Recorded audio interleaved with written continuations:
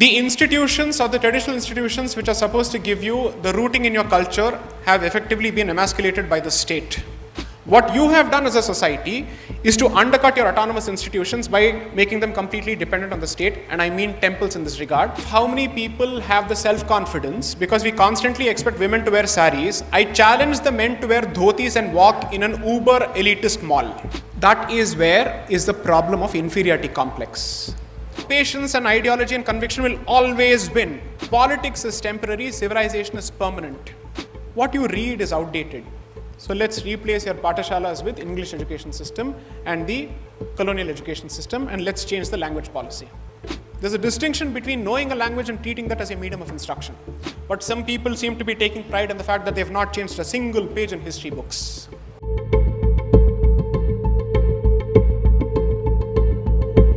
Take three people, A, B, and C. All three of them go to the same institution. Two of them come out relatively unchanged with respect to their attachment to their respective cultures. One person comes out spitting venom on his culture and with a sense of self-loathing. All three are being subjected to the same kind of education, but the impact seems to be different on different people. The reason is twofold. One, the other two groups are effectively producing institutions, and which is to say societal institutions as well as family-based institutions, which manage to put a certain filter which is not changed by the education system. Whereas as far as the majority community is concerned, it has effectively outsourced the value of introduction of any kind of value-based filter entirely to the school system, entirely to the rest of the society. The institutions or the traditional institutions which are supposed to give you the rooting in your culture have effectively been emasculated by the state. And the family, in turn, from a joint family system to the nuclear family system, its ability to provide cultural mooring as far as its children are concerned has already been reduced. Independent of that, they take a lot of pride in the degree of freedom that they give to their children as opposed to the kind of values that they impart to the children. When you have these fundamental problems, you are producing such intransigent people despite the system and in spurts, not with a certain degree of regularity. Because at the end of the day, it's a question of how many such intransigent people you're able to produce on a regular basis who keep taking a shot at the system to keep changing it on an incremental basis on a regular basis. Because this is not something that can be done in 1 year or 2 years. One generation needs to produce someone who takes a serious shot at the system, changes it in one way. Then that has to work. You've had Shyama Prasad Mukherjee, you've had Atal Bihari Vajpayee, and then you've had Shri Narendra Modi. You started off with Azharuddin, then you went to Saurav Ganguly, then you tried with Rahul Dravid. From there, you moved gradually towards Dhoni, and then you have come to Virat Kohli. Can you see the increase in confidence over successive generations? That happens everywhere. That applies in every aspect of life. So therefore, you should be looking at a vision which is fairly long-term, and you must be investing in such institutions and individuals, because it is institutions that produce such individuals and those individuals themselves who build such institutions in the future. It's a cycle that feeds off itself. What you have done as a society is to undercut your autonomous institutions by making them completely dependent on the state, and I mean temples in this regard and the mathas in this regard. And the society is also more than happy to embrace secularism because you see, it has traded English for culture. So therefore, your ability to produce intransigent people has gone down. I'll give you the lamest possible example or the crudest possible example on this particular subject in the most, let's say, outwardly fashion. Ask yourself how many people have the self-confidence, because we constantly expect women to wear saris. I challenge the men to wear dhotis and walk in an uber elitist mall. Do that first. Because when you are capable of doing that, then you have the right to pontificate to women what they are supposed to wear to preserve culture. Okay, that's one. Second, compare this with the confidence of other people who comfortably wear whatever they can and whatever they are expected of in any place. वो airport हो या mall हो या cinema hall. That is where is the problem of inferiority complex. That is colonial consciousness which I am trying to highlight here. Understood? You can't seem to address the basic question of dressing and clothing. I would like to ask this simple question: how many people wear the kumkum or the vibhuti and get out of the house, but the moment they enter their office spaces, they wipe it off? I've seen so many people do that. I know of so many people who do that. That's not the case with other people. Whether he has to wear the topi or the pagadi, he is very comfortable wearing that. I respect them for it. I admire them for it, 100%. You can do the mulyankan later, ye sahi hai, galat hai, wo achhe hain, bure hain, that's a secondary issue. At least he is living by the principles that he believes in.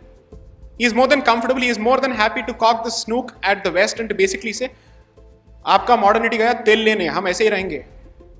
He is very comfortable making that statement. You as a society don't have that confidence. He doesn't matter whether the dress is knee length or ankle length, it doesn't matter to him at all. He is comfortable wearing that cloth.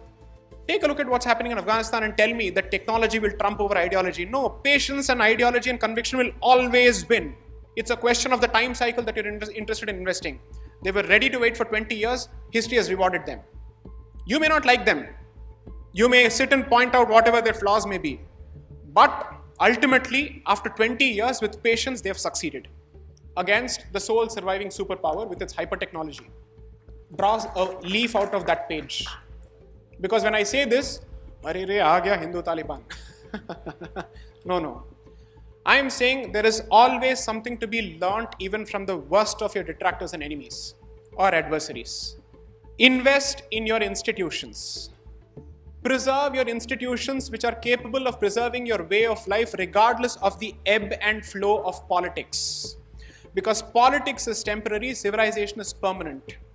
So if you keep your priorities right and you invest in those institutions which have proven to keep alive your way of life, despite the ravages of time and history, you will continue to produce people who will resist and who will bring back your way of life.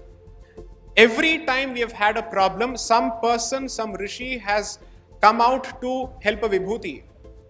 Sri Aurobindo effectively called Chhatrapati Shivaji Maharaj a vibhuti, as someone without whom this entire civilization would have effectively seen itself being pushed to the verge of extinction and wiped out. Such vibhutis have been created from time to time because there were institutions to produce them.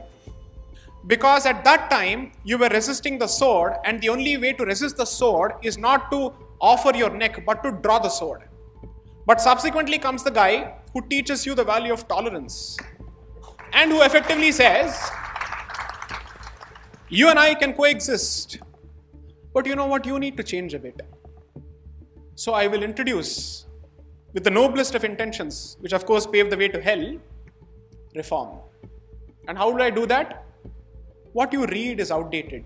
So let's replace your patashalas with English education system and the colonial education system, and let's change the language policy.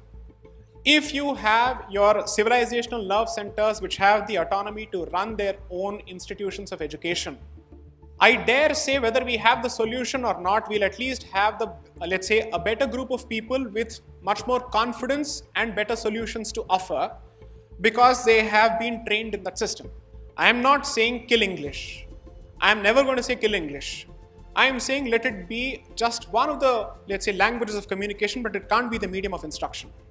There's a distinction between knowing a language and treating that as a medium of instruction. But you can't just change the medium of instruction by retaining the very same content, because then it is deadlier that you're consuming Western education in your mother tongue, which makes the impact even deadlier. Therefore, the change has to start with content as well as the medium in which that content is disseminated. Which is why for every generation, whether it's from 98 to 2004 or 2014 to 2021, we're saying education policy, education policy. I mean, like a stuck gramophone. That's an old reference anyway. We keep saying, please change the education policy. But some people seem to be taking pride in the fact that they've not changed a single page in history books. So when this is the sense of pride from which you operate, what do you do then? You can't actually tout this as a badge of honor. According to me, it's a badge of shame. Tomorrow, when it comes to a political platform, you're more than comfortable talking about how Marxists have distorted history, but you're no more in opposition to keep making this statement. What have you done is the specific question that you should be asking yourself. सत्ता आपके हाथ में है, तो आपने सत्ता का प्रयोग इन विषयों में कैसे किया? इसका जवाब दीजिए. That's a legitimate question to ask. If the other side asks he is anti-national, but I am pro-civilization, I am asking this question. What is wrong with the question? I am asking the question that kindly don't behave like you are the ruling party in opposition. That can't be the way you operate.